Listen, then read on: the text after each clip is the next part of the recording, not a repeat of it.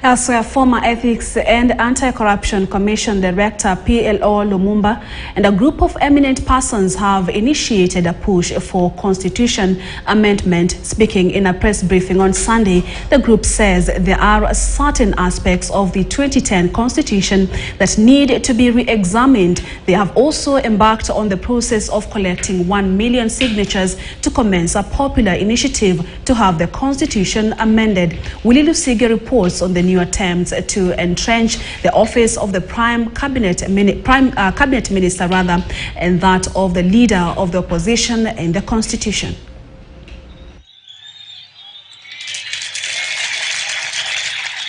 When the 2010 constitution was promulgated, it was intended to transform the lives of Kenyans through basic human rights and post-election disagreements and give citizens enormous powers to determine how they are to be governed. It has been 13 years since the dawn of the new constitutional era in Kenya, but a group of eminent Kenyans now believe the constitution has done little to alter the status quo, thanks to political leadership that is committed to subverting the constitution's core values and principles. 13 years later, it is time for us to relook at the issues that have been raised by Kenyans in the Constitution.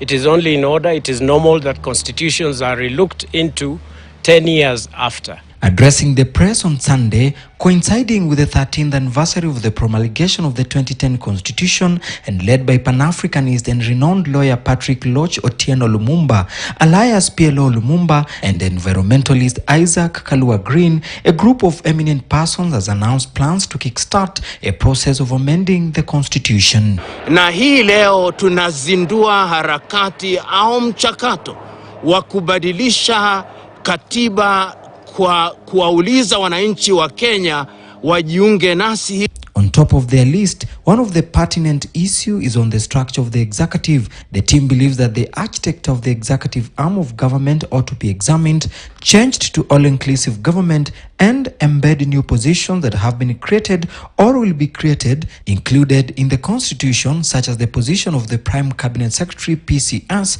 and the office of the opposition, so as to have a legal and all-inclusive government that doesn't champion for winner takes it all. We have seen the creation of an office called Prime Cabinet Secretary. It is not directly mentioned in the constitution. Ought we examine that area? We have seen the creations of CAS, and we are saying the time is now. There is the cry for having a leader of the opposition to cater for the win-win situation as opposed to winner takes it all. The team also advocate for the re-examination of devolution introduced by the 2010 constitution, allowing county governments to independently carry out duties within their counties. Certain things that have also happened which have undermined devolution. One cannot quarrel with devolution. One can only say that is something that can be improved. Lumumba hinted that the country had also permitted the formation of too many constitutional commissions, explaining that the move led to wastage of public funds in the funding of the committees. He noted that the time had come to review a number of commissions that carried out similar roles. This is the time to ask ourselves, can we do better? Do we need more, or we need few?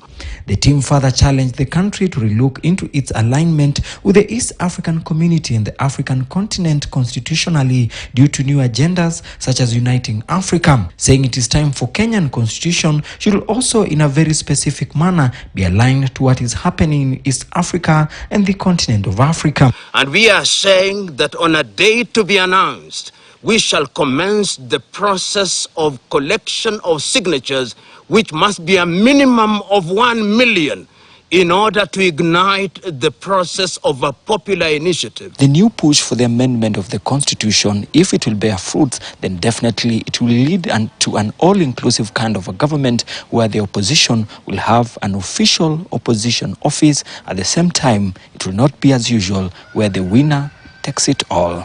Willie Lusige, KTN News at Karen in Nairobi.